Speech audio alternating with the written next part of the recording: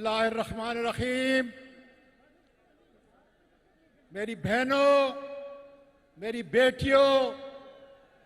मेरे बेटों, मेरे भाइयों, एक वक्त था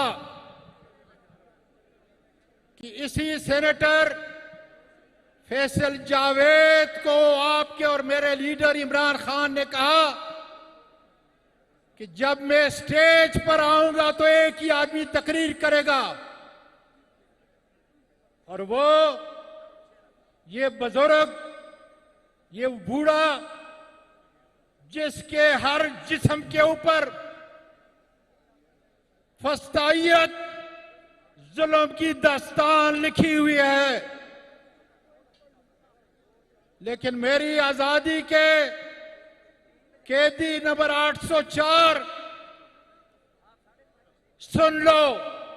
अड़ियाला की उन दीवारों के पीछे कि आज भी तुम्हारा ये साथी, तुम्हारा ये वर्कर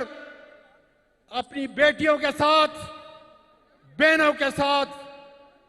बच्चों, नौजवानों के साथ चट्टान की तरह खड़ा है खुदा के फजल से। और जब तक तुम जेल से बाइज्जत नहीं आ जाते, मुझे अपने परवरदिगार की कसम है कि इस पाकिस्तान की आजादी के लिए, अपनी आने वाली नस्लों की आजादी के लिए इसी तरह जुल्म और बर्बरियत बर्दाश्त करता रहूंगा। मेरे लीडर, इंशाअल्लाह ताला वो वक्त दूर नहीं जब रात जुल्म की खत्म होगी, सुबह का सूरज तलू होगा और मेरा इमरान खान फिर इस मुल्क की क़यादत बहैसियत वजीर आजम के खुदा के फजल से आकर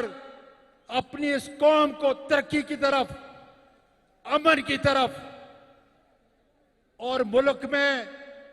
बैनुल अक़वामी इज्जत की तरफ लेके जाएगा। मेरे इमरान खान के सारे वर्करों, मैं तुमको अकीदत का सलाम पेश करता हूं। इंशाअल्लाह इमरान खान की जलाई हुई दिया